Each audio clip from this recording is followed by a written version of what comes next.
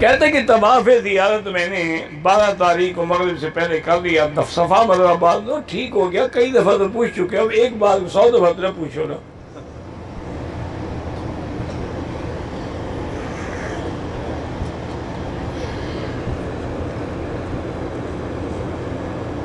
میں نماز بھی پڑھتی ہوں، لیکن رات کو مجھے سوتے ہوئے شیطانی خیالات آتے ہیں، تو آپ آیت الکرسی پڑھ کے 7 دفعہ اپنے ہاتھوں پہ دم کر کے سارے بدن پہ پھیر کے پھر سویا کریں، انشاءاللہ خیالات نہیں آئیں گے۔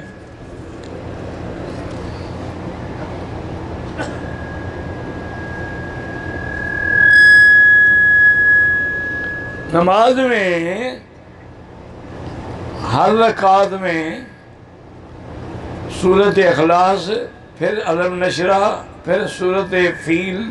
مجھے نہیں پتا آپ کے سوال کا مقصد کیا ہے، جب سمجھ نہ آئے جواب کیا دوں۔ وتر کی پہلی 2 رکعت میں یہ صورتیں بھی پڑھ سکتی ہیں، افضل یہ ہے کہ سبح اسم ربک الاعلی، دوسری رکعت میں قل یا ایھا الکافرون، اور تیسری رکعت میں قل ھو اللہ احد۔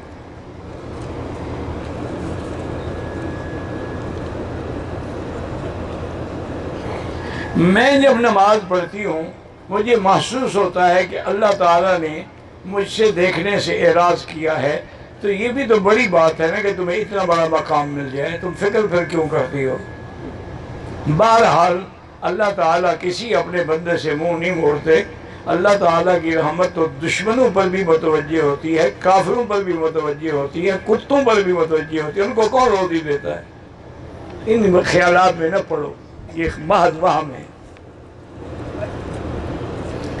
بیوی اپنے شوہر سے طلاق کا مطالبہ کر سکتی ہے، بہت بڑا گناہ ہے۔ طلاق جو ہے ابغض الحلال عند اللہ الطلاق، سب سے بری چیز طلاق ہے، اور جب طلاق ہو اللہ کا عرش ہل جاتا ہے۔ اور پھر عورت اگر مطالبہ کرے اس کو سارے حقوق بھی چھوڑنے پڑیں گے، بہتر یہی ہے کہ وہ مطالبہ نہ کرے، صلح کی کوشش کرے۔ ہاں اگر حالات ایسے منہج پہ چلے جائیں کہ صلح کا کوئی امکان باقی نہ رہے تو مانگ سکتی ہے طلاق۔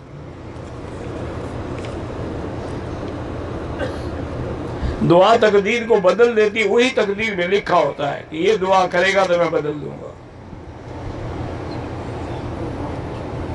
غیر محرم کی کمائی سے کوئی چیز کھا سکتے ہیں، ہاں وہ اگر آپ کے گھر والوں کو ہدیہ دے، غیر محرم صرف تمہیں اگر ہدیہ دے پھر تو نہ کھاؤ۔ ایک مرد عورت کا آپس میں ناجائز تعلق ہو، بچہ پیدا ہو تو ولد الزنا ہے، ان دونوں نے زنا کیا ہے، شریعت اسلامی ہو تو ان کو رجم کرے گی، بہرحال نہیں ہے تو توبہ کرے، استغفار کرے، اللہ معاف کرے۔ اگر عورت مرد کے ہوتے ہوئے کسی اور سے بھی ناجائز تعلق رکھے تو سب سے بڑی زانیہ ہے اور گناہ کبیرہ کی مرتکب ہے۔ اللہ تبارک و تعالی سے توبہ کرو، ورنہ کہیں ایسا نہ ہو کہ اس گناہ میں پکڑی جاؤ۔ مغرب کی فرض نماز کے بعد سنتیں پڑھ لیں، پھر 4 رکعت اوابین پڑھیں تو ایک عمرے کا ثواب ملتا ہے۔ اسی کو 4 رکعت ہیں، زیادہ پڑھو تو پڑھ لو۔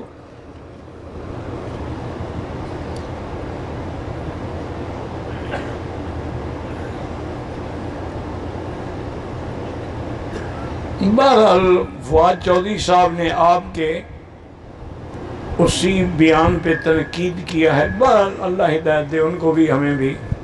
میں نے تو کسی پہ تنقید نہیں کی تھی، میں نے تو حقیقت بیان کی تھی کہ قل ھو اللہ احد بھی نہیں پڑھ سکتے۔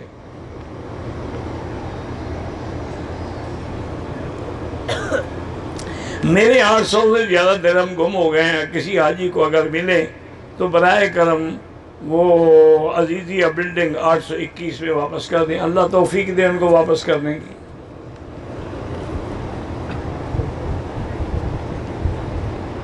بہرحال ہم نے عرفات میں مسجد نمرہ کے باہر امام کے پیچھے نماز پڑھی، معلوم ہوا کہ ہم انتہائی لائن پر ہیں، پھر ہم اندر چلے گئے، کوئی بات نہیں، بات یہ ہے کہ پھر عرفات کے حد میں گئے کہ نہیں گئے، گئے ہیں تو آپ کا حج ٹھیک ہے، باقی نماز آپ نے جہاں پڑھی کوئی بات نہیں۔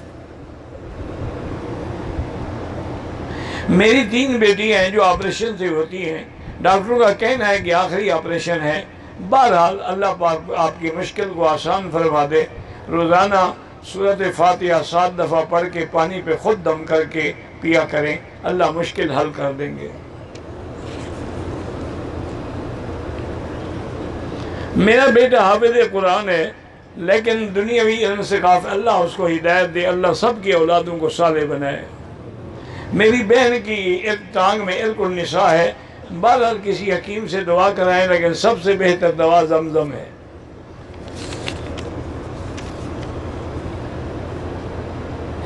میرا بھائی 12 سال سے جیل میں ہے، اللہ اس کو رہائی عطا فرمائے۔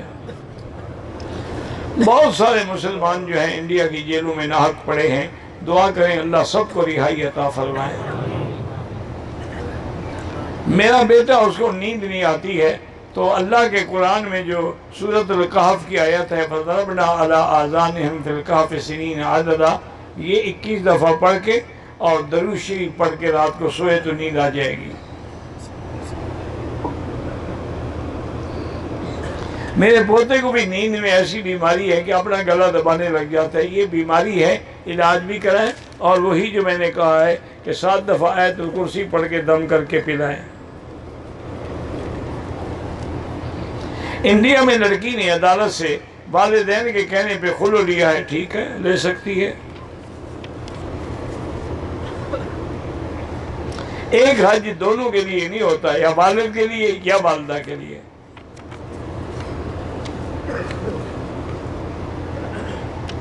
اگر الفاظ میں غلطی سے کسی درخت کی ٹہنی ٹوٹ گئی کوئی بات نہیں۔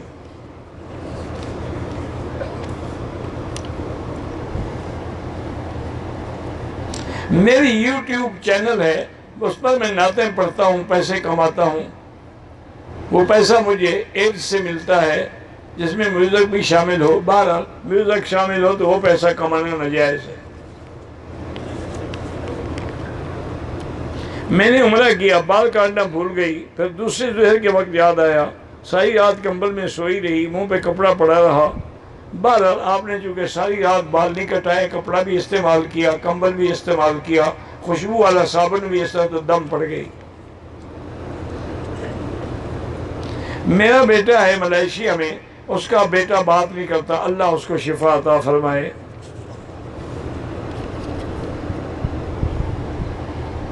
اگر بیوی یا خامد میں ایک نے کفریہ بات کہی تو توبہ کر لے بس۔ اگر ایسی بات ہے نعوذ باللہ اس نے عمل بھی کر لیا کفر پہ تو پھر نکاح ٹوٹتا ہے، ایسے نہیں ٹوٹ جاتا، استغفار کر لے، دوبارہ کلمہ پڑھ لے، نکاح کی کوئی ضرورت نہیں۔ اگر دوران نماز امام کا وضو ٹوٹ جائے، نماز چھوڑ دے، پیچھے والے کو اشارہ کرے، وہ مصلی پہ آ جائے۔ یزید نام رکھ سکتے ہیں، بالکل رکھ سکتے ہیں، با یزید بستامی اللہ کے ولی نہیں تھے؟ یہ نام میں کیا ہوتا ہے؟ ایک نام کے کروڑوں اولیاء بھی ہیں، اسی نام کے کروڑوں دشمن اسلام بھی ہیں۔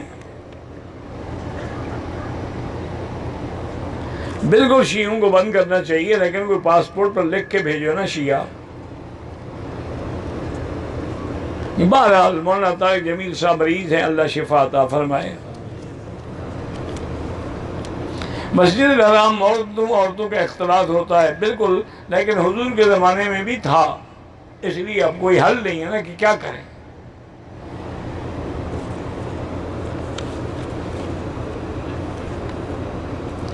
حیض، نفاس اور شدید بیماری کے علاوہ اور کوئی حالت نہیں کہ بیوی خامد کے حق ادا کرنے سے انکار کرے۔ جو عورت خامد کے حق ادا کرنے سے بغیر عذر کے انکار کرتی ہے، اللہ کے فرشتے اس پہ لعنت بھیجتے ہیں۔ عورت کسی کے قبر پہ نہیں جا سکتی، نہ محرم کے نہ غیر محرم کے۔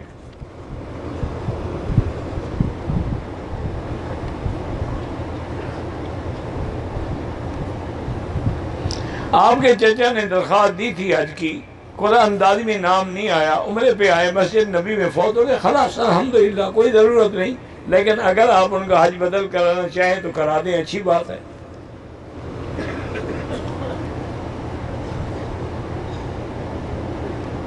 میری بہن ایک بدعتی کے نکاح میں ہے جو خود بھی میلاد کرتا ہے، میری بہن سے بھی زبردستی کراتے۔ بہرحال اللہ سے دعا مانگتی رہیں، اور یا مانے ہو 70 دفعہ پڑھ کے کھانے پہ دم کر کے اس کو کھلایا کریں کہ اللہ اس کو غلط کاموں سے روک لے۔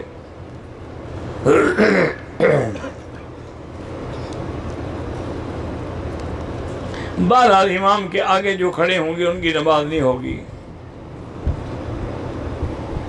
ایک آدمی جو حنفی مسلک سے تعلق رکھتا ہے لیکن طلاق کے مسئلے میں آ کے پھر وہ حنفی مسلک چھوڑ کے کسی اور مسلک سے فتویٰ لینا جائز ہے، مذاق تھوڑی ہے کہ جب مطلب آئے تو مسلک بدل دو۔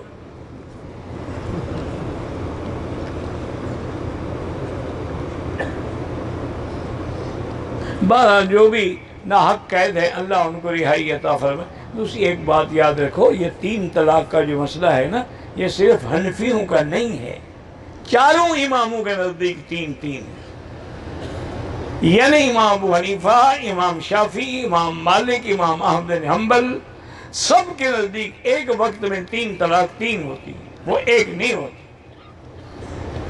یہ تو بعض علماء اہل حدیث نے فتویٰ دیا ہے، لیکن باقی امت تو ساری 3 کو 3 کہتی ہے۔ تقدیر میں پہلے لکھ دیا گیا چونکہ اللہ جانتے تھے کہ تم یہ کرو گے، یہ نہیں کہ اللہ نے زبردستی تم سے کروایا ہے۔ یہی تو کمال علم ہے کہ ابھی تم پیدا بھی نہیں ہوئے تھے، اللہ کو پتہ تھا کہ تم کیا کیا کرو گے۔ انشاءاللہ اللہ سب کی حاضری قبول فرمائیں، اور جو لوگ فوت ہو گئے اللہ ان کی مغفرت فرمائیں۔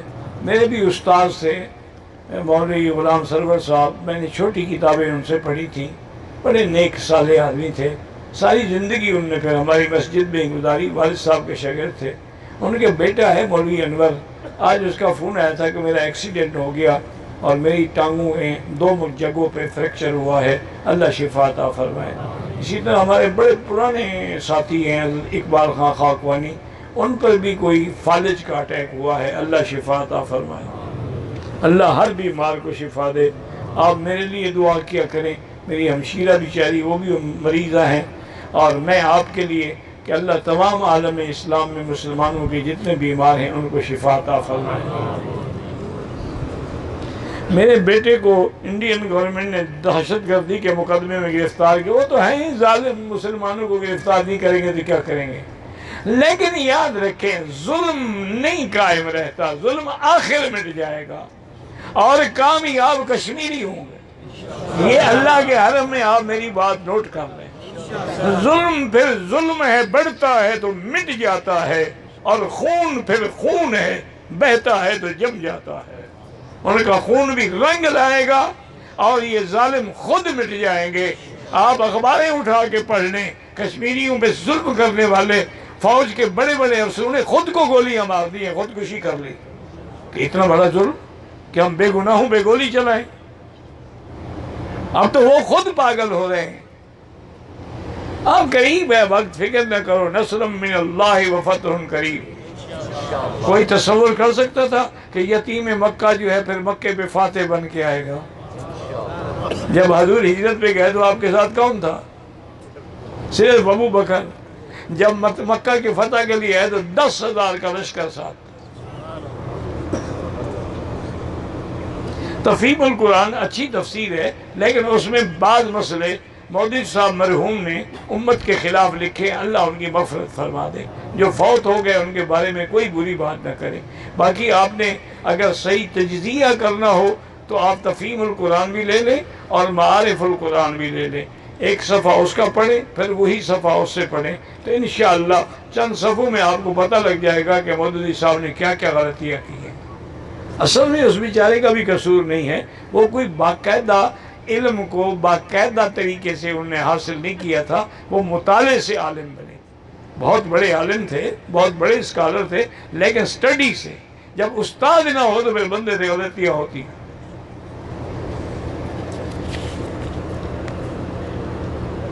حرم شریف سے قرآن چوری نہ لے جائیں، یہاں دفتر ہے اس سے جا کے مانگ لیں، وہ دے دیں گے۔ عرفات میں ہم نے 2 رکعت پڑھی جماعت کے ساتھ، ٹھیک ہے، جن نے 4 پڑھی وہ بھی سب ٹھیک ہے، قضا نمازیں حرم میں بھی پڑھیں۔ طواف وداع کے بعد اگر موقع مل جائے پھر بھی ہم طواف کر سکتے ہیں، بالکل کر سکتے ہیں۔ بیگ میں جوتے ڈال کے لوگ طواف کرتے ہیں، کوئی حد نہیں، اگر کہیں تو رکھنے ہیں انہوں نے، اگر کسی ایسی جگہ رکھے تو جگہ نہیں ملے گی یا کوئی اٹھا کے لے جائے گا۔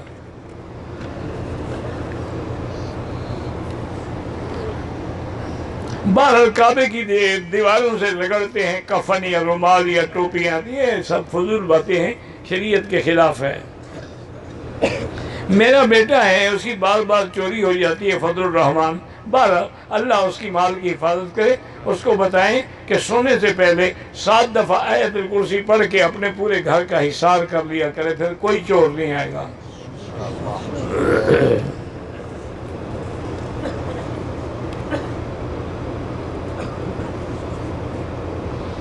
کہتے ہیں ہمارے علاقے میں کزن کی شادی کے عورتیں ڈھولکی کے ساتھ غیر محرم مرد نہیں ڈانس کرتے، بالکل حرام ہے۔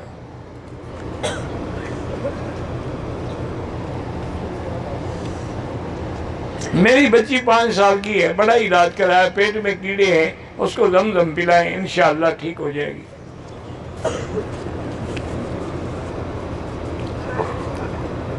میں دکاندار ہوں، بریلویوں کی مسجد ہے، دور والی مسجد، بالکل دور والی مسجد میں جائیں جہاں واحد امام ہو۔ بدعتی کے پیچھے نماز کرنے کا کیا فائدہ جب نماز ہی ادا نہیں ہوگی؟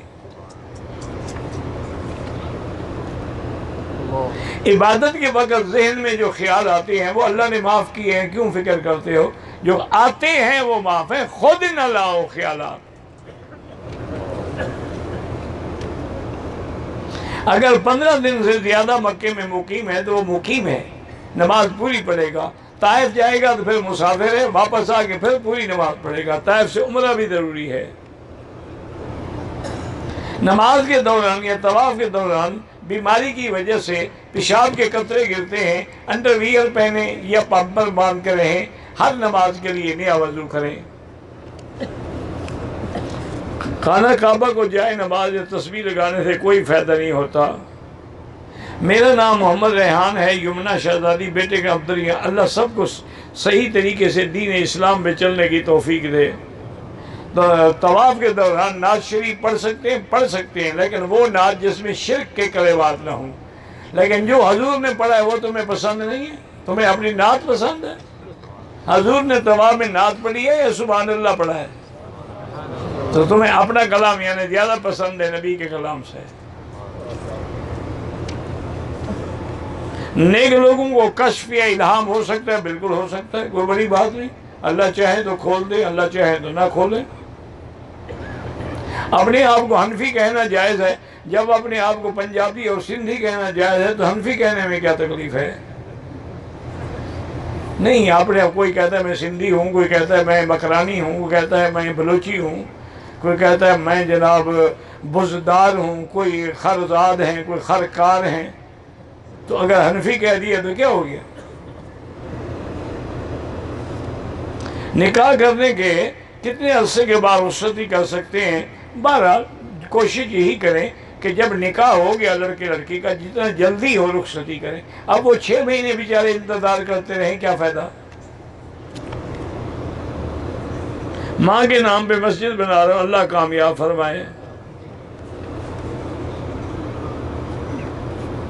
تہجد کی نماز میں 8 رکعتیں ہیں، ویسے جتنی اللہ توفیق ہو پڑھ لیں، 2 رکعت بھی پڑھ سکتے ہیں، 20 رکعت بھی پڑھ سکتے ہیں۔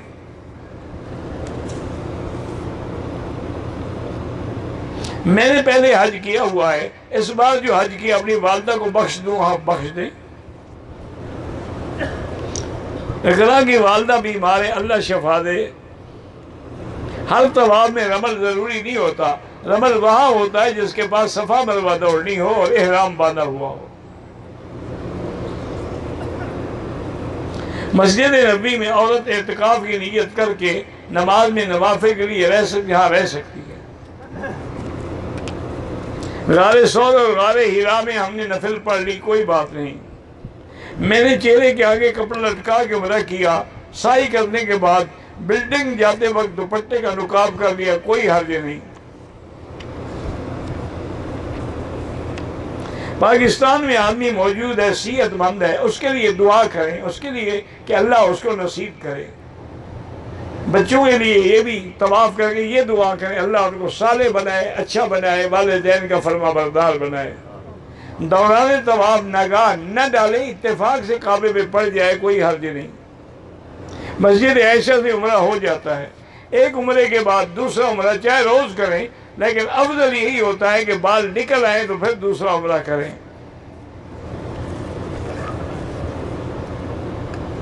میرے دیور کا رزق کا انتظام نہیں ہے، درود شریف پڑھے اور استغفار پڑھے۔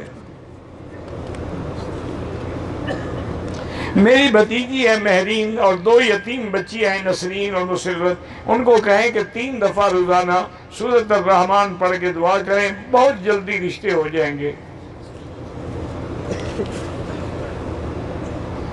کوئی حرم کا یا مسجد نبوی کا خادم بننا چاہتا ہو تو جا کے دفتر میں درخواست دے۔ حاجی جب واپس جاتے ہیں تو مہمانوں اور ملاقات کرنے والا رش ہو جاتی ہے، حاجی آپ زمزم کو پانی میں ملا کے نہ پلائیں، تھوڑا تھوڑا دیں۔ ان کو کہیں ہم اتنا لائے ہم کیا کریں۔ میری خالہ ذات کو گردوں میں تکلیف ہے، اللہ شفا دے۔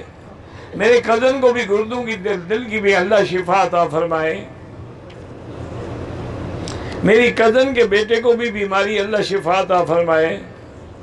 میرے خالہ ذات بھائی اور کزن نعمان کی اولاد نہیں ہے، اللہ ہر بے اولاد کو اولاد صالح اور نرینہ اولاد عطا فرمائے۔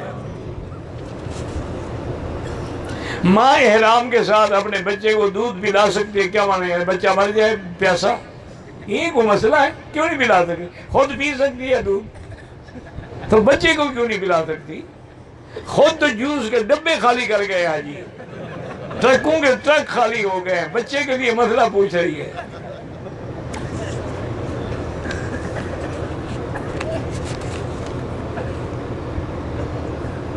میرا والد اور ایک بھائی دونوں چاہتے ہیں کہ شادی نہ ہو، والدہ وفات پا گئی ہیں، بہرحال تم کسی عالم دین کو اپنا وکیل بنا کے نکاح کر لو، وہ ٹھیک ہو جائیں گے۔ پھر میں نماز پڑھتا ہوں، برے خیال آ جاتے ہیں، جب اللہ نے معاف کیا سوچنے کی کیا ضرورت ہے۔ میرا بیٹا ایک شیعہ لڑکی سے شادی کرنا چاہتا ہے، کوشش کریں کہ شیعہ لڑکی سے شادی نہ ہو، کیونکہ جب شیعہ لڑکی گھر میں آئے گی تو باقی کو بھی گمراہ کرے گی۔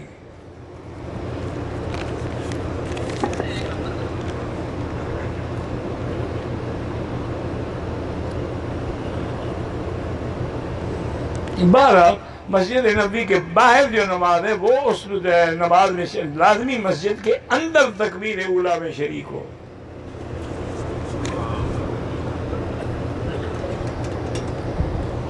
اگر کسی خاتون نے میقات سے احرام باندھ لیا، نیت کر لی، لیکن راستے میں حیض آ گیا، اب گھر بیٹھی رہے، جب پاک ہو جائے غسل کر کے عمرہ کرے، کوئی بات نہیں۔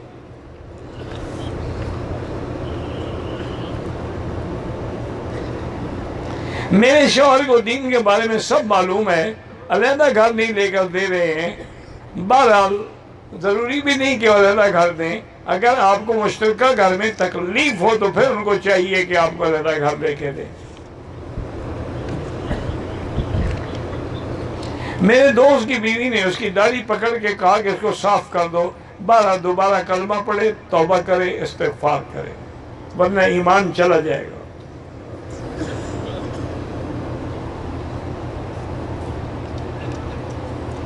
میرا نام اختر گل ہے، ہم پیرس میں رہتے ہیں، آپ کے بیانات سنتے ہیں، اللہ آپ کو ان پہ عمل کرنے کی توفیق دے۔ کافی عرصے سے بیماری اور تکلیفیں ہیں، تو رب انی مسنی الضر وانت ارحم الراحمین یہ آیت جتنا ہو سکے چلتے پھرتے پڑھتی رہیں۔ اسی طرح میرے چھوٹے بھائی کے سر میں بھی درد ہے، وہ بھی یہی پڑھے، رب انی مسنی الضر وانت ارحم الراحمین۔ ایک دوست کا والد فوت ہو گئے، اس کی رمی عورت عدت میں ہے کہ وہ اپنی امی کو بہن کے ہاں ریاض سے مدینہ بھیج دے، ہاں اگر اس کے لیے یہاں رہنا مشکل ہو تو بھیج سکتا ہے۔ میرا 8 سال کا بیٹا ہے، کبھی کہتا ہے سکول جاتا ہوں، کبھی کہتا ہے مدرسہ جاتا ہوں، چند دن جاتا ہے پھر نہیں جاتا۔ اس کے لیے روزانہ 2 رکعت نماز پڑھیں، ایک تسبیح سورۃ قل هو اللہ احد پڑھ کے دعا کریں، اللہ اس کو ہدایت دے۔ علماء حق وہ ہیں جو حق کی بات کرتے ہیں، علماء سو وہ ہیں جو بدعت کی بات کرتے ہیں۔ اگر داڑھی کٹانے والا زبردستی مصلی پہ کھڑا ہو جائے، تم نہ پڑھو نماز، بس کھڑا رہے پڑھتا رہے، پھر کیا کرے گا؟ ہمارے ایک محلے مسجد میں قبلہ صحیح نہیں ہے، بہرحال اگر جب جانب بھی ہو جائے تو نماز ہو جائے، ضروری نہیں کہ عین کعبے میں ہو۔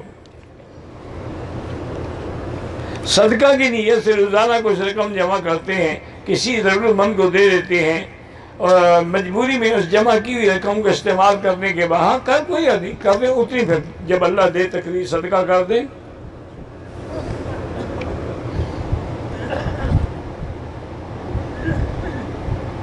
ایک دانے پہ خیر پڑے ایک دانے پہ شر پڑے، یہ بدعت ہے۔ استخارہ وہی ہے جو حضور نے فرمایا ہے۔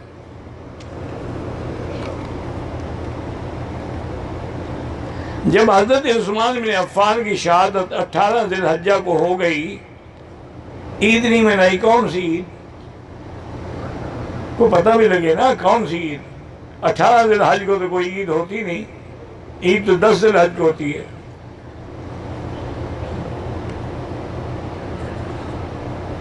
میرا ایک لڑکی سے تعلق تھا، اب تو ختم ہے، لیکن خیال توبہ کرو، لوگوں کی لڑکی کا خیال کرو گے تمہاری بہن بیٹیوں کا بھی لوگ خیال کریں گے۔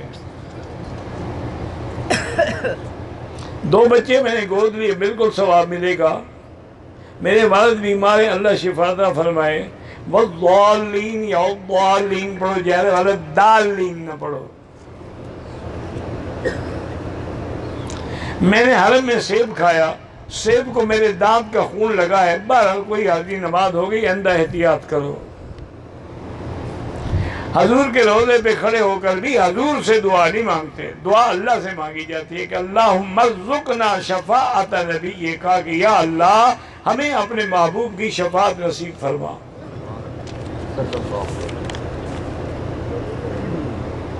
ہم مہینے میں درود شریف آیت مل کے پڑھتے ہیں، وہ کوئی بات نہیں، مل کے پڑھا کریں، کرائے پہ نہ پڑھایا کریں۔ اگر عورت کے عمرے کے بعد پور انگلی پر دوبارہ عمرہ کریں تو کم کاٹ سکتے ہیں؟ نہیں، ایک پور کم کاٹنے میں تکلیف کیا، وہ بال ٹھیک ہو جائیں گے، الٹا اچھے پیدا ہوں گے۔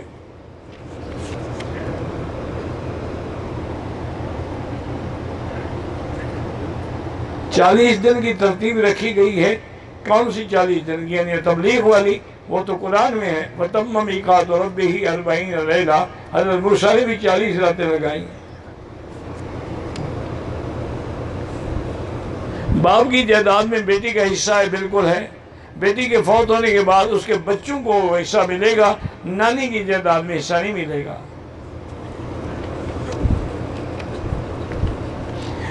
طائف کیا، عمرہ نہیں کیا تو اب عمرہ کر لو ورنہ دم پڑ جائے گی۔ میں نے جوتا پہنا، اوپر سے ڈھکا تھا، سرکھنے کو مگر 4 بار پورا پاؤں تک، کوئی حال نہیں، اللہ قبول کرے، کچھ خیرات صدقہ کر دو۔ طائف زیارت کے لیے گئے، ہم نے احرام نہیں باندھا، بہرحال دم پڑ جائے گی، عمرہ کر لو۔ زیادہ سے زیادہ طواف کرنے کی کوئی حد نہیں ہے، جتنا اللہ توفیق دے کریں، وَلْيَطَّوَّفُوا بِالْبَيْتِ الْعَتِيقِ۔ جن بچوں کے بیمار ہیں اللہ سب کو شفا دے۔ ڈاکٹروں کو کمپنیوں والے اپنی دوائیں لکھوانے کے لیے پیسے دیتے ہیں، وہ لینا حرام ہے، وہ رشوت ہے۔ عورتیں بھووں کے بال جو ہیں وہ سیٹ نہیں کرا سکتی، ناجائز ہے۔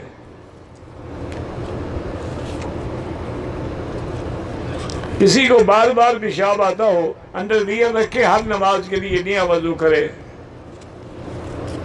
بینک سے ہمیں سود ملا، وہ یتیم لڑکوں کو دے دیں، لیکن ثواب کی نیت نہ کریں، ثواب حلال پہ ہوتا ہے، حرام پہ نہیں ہوتا۔ ماں معذور ہے، ان کے نام پہ عمرہ کر سکتے ہیں، عمرہ بھی کر سکتے ہیں، طواف بھی اور حج بھی۔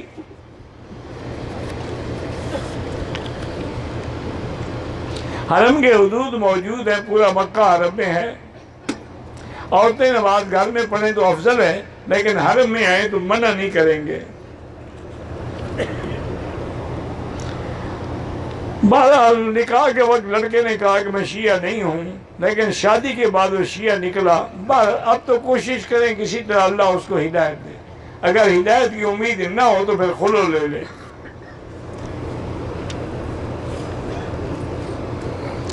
जा नमाज और एक तस्बीह पढ़ी थी, मैंने ले ली। ठीक है, पढ़ती रहे तस्बीह, अगर मालिक आ जाए उसको दे दे। बहरहाल शिया का जनाजा न पढ़ा करें। बाकी निकाह तो नहीं टूटता, लेकिन गुनाह है। नमाज पढ़ने से पहले वजू के बाद 2 रकात तहियतुल वजू भी पढ़ सकते हैं, या मस्जिद में आने के बाद 2 रकात तहियतुल मस्जिद भी पढ़ सकते हैं। हजूर ने अपनी जिंदगी में 4 उम्रे किए हैं और 1 हज किया है। हिल वो है जो हरम के बाहर हो, मिकात वो है जो हजूर ने मुकर्रर फरमाया, जैसे जुल्हुलैफा है, कर्न मनाजिल है, ज़ात इर्क है, जोफा है, यलमलम है, वो मिकात है। गैर महरम के लिए न उम्रा करो न तवाफ करो। मैं 5 साल से नामर्द हूँ। अपनी बीवी के साथ में जब नामर्द है तो बीवी से क्या मिलेंगे? छोड़ दो उस बेचारी को, कोई सी मर्द से शादी कर ले। मैंने हज नहीं किया, मेरे ससुर माजूर हैं। पहले अपना हज करो, फिर उनका हज बदल करो। दाढ़ी में स्याह रंग न लगाएं, बाकी जो मर्जी आए लगाएं। बहरहाल काबे की तरफ पाँव करना अगर बेअदबी हो तो फिर तो नाजायज़ है, वरना बाद लोगों के यहाँ ये चीज़ बेअदबी में शामिल नहीं है। अल्लाहु अकबर, अल्लाहु अकबर, अल्लाह